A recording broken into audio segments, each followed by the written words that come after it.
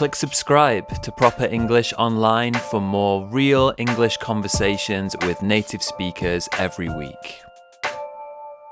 Like my lessons? Support me on Patreon. Patrons can download every worksheet for every lesson.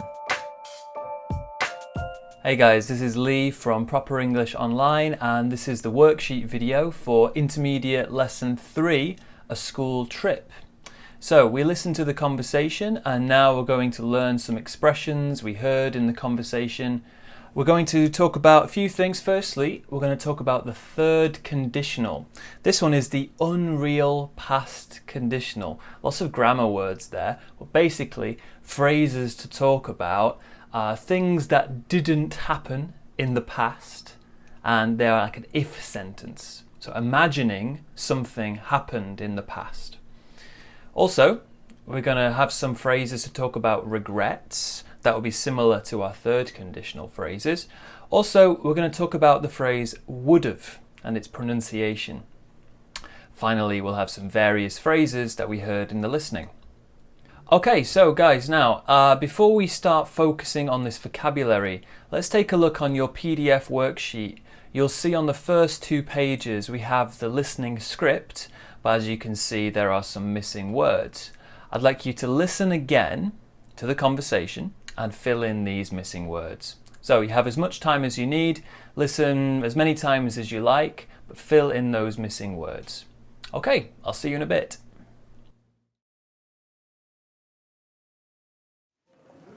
Hey Marcus, have you signed up for the ski trip? It's going to be amazing. I can't wait. Well, I'm thinking about it, but I don't know. Oh, come on. You've got to come. Last year you missed out and it was amazing. We went to the Alps. It was so beautiful. The scenery, oh wow. The mountains are so nice. It's incredible. Yeah, I'm sure it was great, but I don't know. Well, last year really was incredible. We were skiing all day. I think I really improved. And one of the skiing teachers said I was a natural. And the food. Oh wow, we had fondue. Have you ever had that?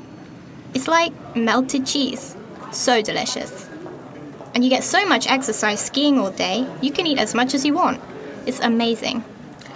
Yeah, sounds great, but to be honest, I really don't think I'll be able to go this year either. Well, why not? We missed you last year.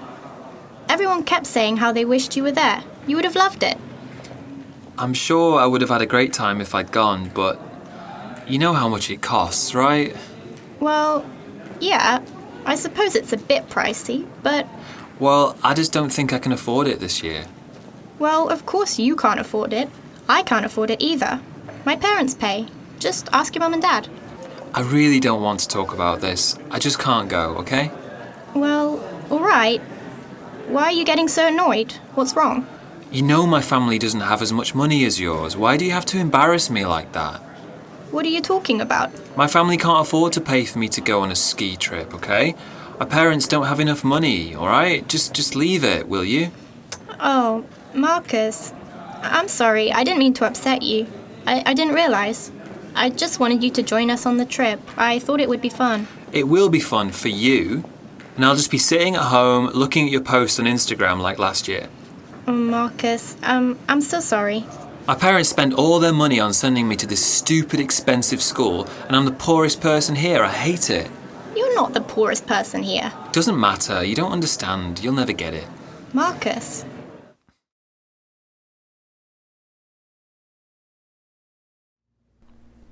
Okay, guys, so we listened to the conversation and we heard Marcus and the girl talking about the ski trip. So the students from the school went on a trip to maybe France or Italy or somewhere to go skiing, right? Now, we heard Marcus say this. Marcus said, I'm sure I would have had a great time if I'd gone. And the girl said, you would have loved it. So they're talking about the ski trip.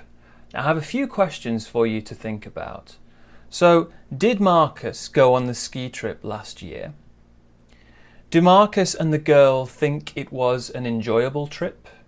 And one more thing, are they imagining something unreal in the past? Pause this video and think. Okay, so did Marcus go? No, he didn't go. Did Marcus think it was enjoyable? Yeah, he says, I would have had a great time if I'd gone. But he didn't go, did he? So yeah, he's imagining something unreal in the past. He didn't go on the ski trip, but if he had gone, he would have enjoyed it. Okay guys, so this is called the past unreal conditional, or the third conditional. Now, you can see this in lots of textbooks. It's an if sentence that's talking about something that didn't happen in the past. So we use it to talk about imaginary things in the past, things that didn't happen. Now, we can also use it to talk about things we regret. So Marcus, the boy, he said, oh, I'm sure I would have had a great time if I'd gone. He didn't go. Does he regret it? Maybe does he wish he had gone? Yeah, I think so, but he didn't, right? So, these similar sentences here. I'm sure I would have had a great time if I'd gone. You would have loved it. Now, the speakers say the word would have here. Now, this is a contraction of two words. It's two words getting pushed together. What are the two words? Pause this video and think.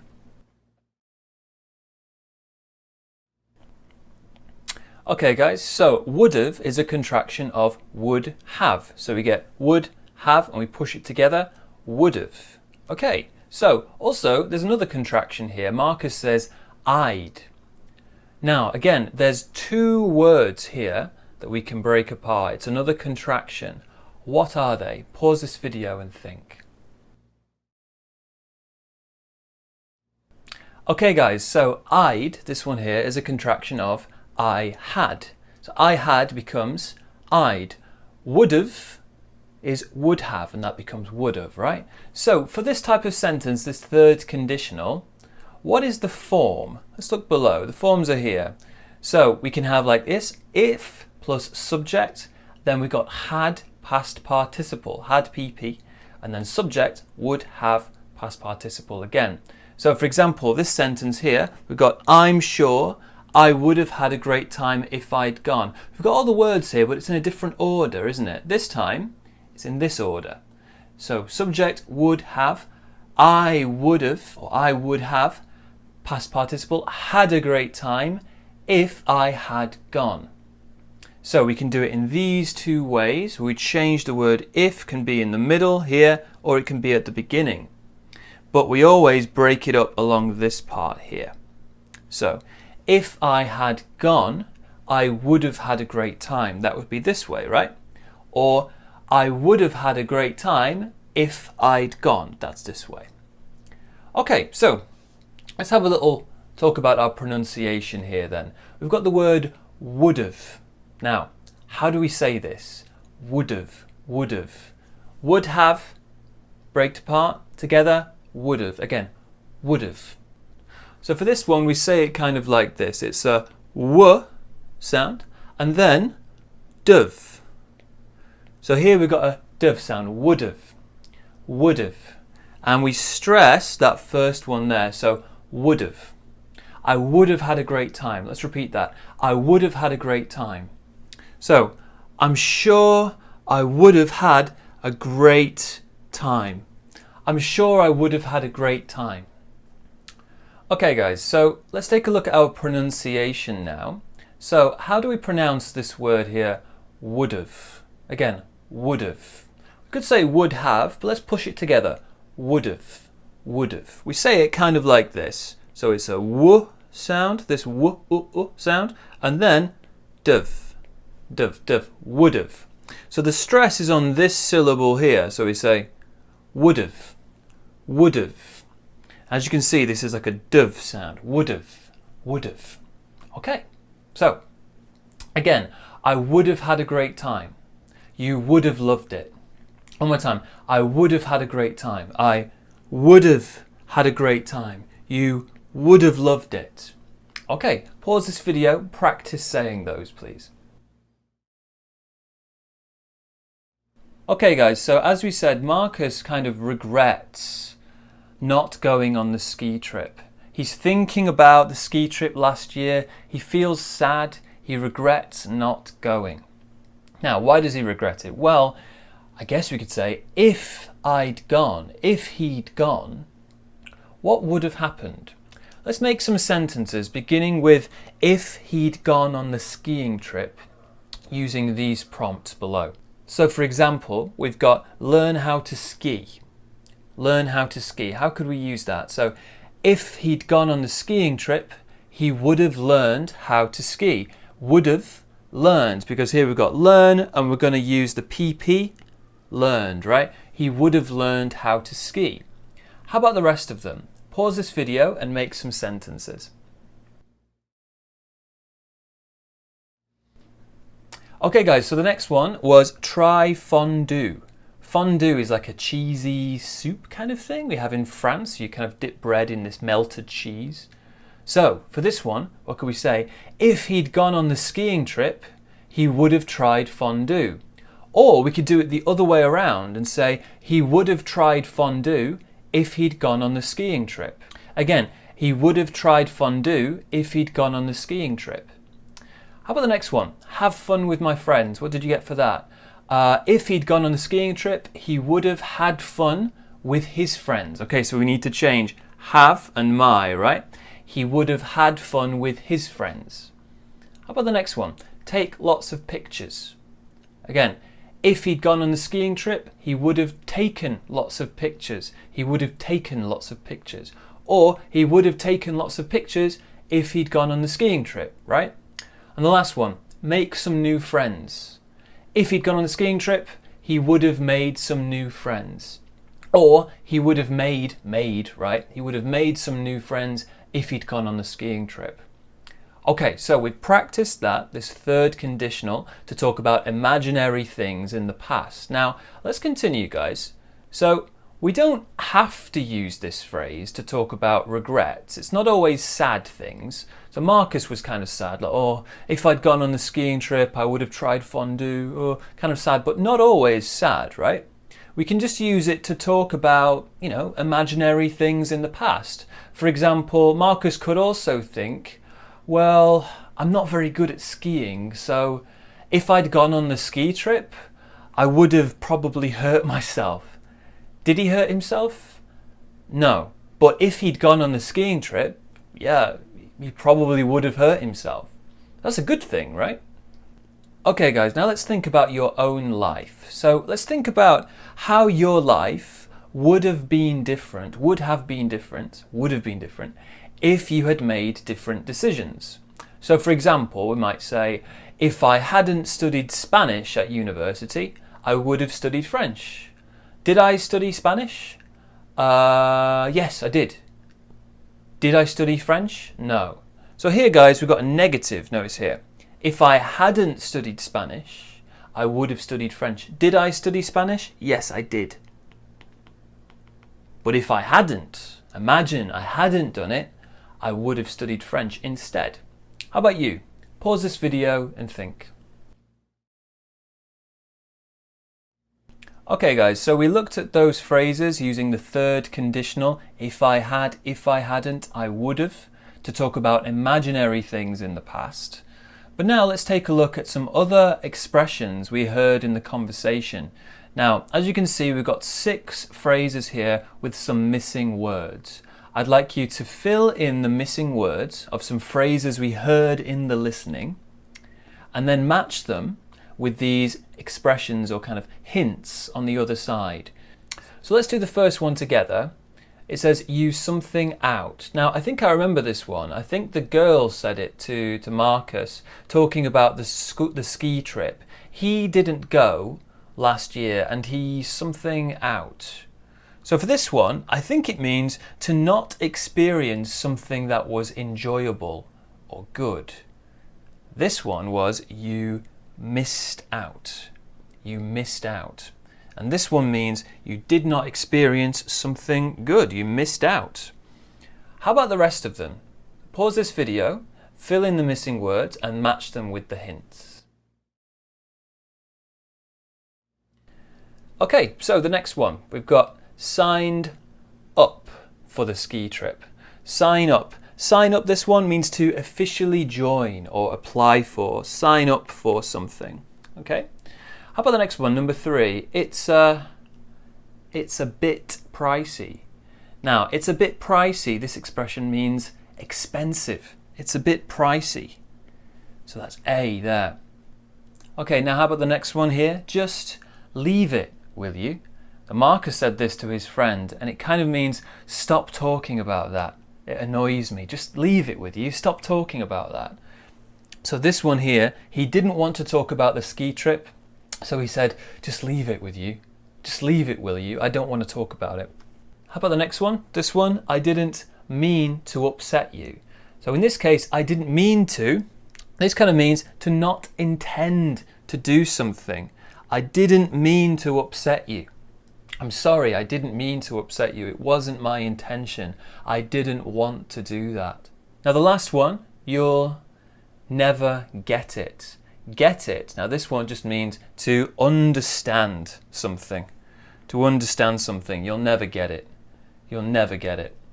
Okay guys, so just a few small things we can talk about here. So we've got signed up for the ski trip, right? So sign up for something means to apply for something, to officially join it. We can use that with lots of other things. Sign up for maybe the trip, sign up for a bank account, sign up for a credit card, sign up for anything, to apply to do something, sign up for a class, anything really. Now, also this expression here, you missed out at the beginning. You missed out. Now we can also use it in this way. We can say, I missed out, sorry, bad handwriting, on something. I missed out on something. So I wanted to do it, but I couldn't do it. Sorry, I've written that really badly. Let's try again. Missed out on. So we use the word on afterwards. Missed out on something. Okay guys, now let's talk about our pronunciation. So in these expressions, which words do we stress? Which ones have the stronger sounds? And also, is there any linking? Let's do the first one together. You missed out. You missed out. So our stress is on missed, right? You missed out. Also, there's some linking too. Can we see it? Missed out. The D joins the O. You missed out. How about the rest of them? Which words do we stress? And is there any linking? Pause this video and think. Okay, right, so let's do number 2. So signed up for the ski trip. What do we stress? Signed up, yeah. We stress up for the ski trip, right? So we sign up for the thing, right? But also any linking? Yes, there is. Signed up. Signed up. Again, signed up. So the D joins the U there. Now, how about for here? Let's listen again. How does it sound? Signed up for the ski trip. For the. This here, it's not for, it's f. It's a weak f. So for this one, we say f. For the ski trip. Again, for the ski trip. Cool. How about the next one? Number 3, where's our stress? It's a bit pricey. Stress is on bit. It's a bit pricey. Small stress on pricey. It's a bit pricey. Any linking? Well, yeah, of course. It's a bit pricey. Again, it's a bit pricey. How about the next one? Just leave it, will you? Just leave it, will you? Stress is on leave and maybe a little bit on you. Leave it, will you? Also, linking? Yeah, leave it. Just leave it, will you? Just leave it, will you? Also, our intonation on you goes up. It's like a question. Just leave it, will you? Cool. How about the next one? I didn't mean to upset you. I didn't mean to upset you. Stress here is on small stress on didn't and then big stress on mean. I didn't mean to upset you. I didn't mean to upset you. So again, small stress on upset as well. I didn't mean to upset you. The last one, you'll never get it. You'll never get it. So for this one, you'll never, small stress there, and then big stress on get it. You'll never get it. You'll never get it. Now, what's the linking here? There's a link between the T and the I there, and for me, I pronounce this as like a D sound. You'll never get it. You'll never get it. Okay, cool. So we've talked about these phrases. Let's pause this video, practice saying these with the stress and the linking. Okay guys, well done. Right, so we've learned some interesting grammar there, the third conditional, to talk about regrets, but also just to talk about imaginary things in the past. And also we learned lots of useful phrases that we heard in the listening. So, well done everybody. I've been Lee from Proper English Online, and I really hope you found this useful. We'll have more lessons coming very soon, so I'll see you next time. Thanks for joining me today. Goodbye.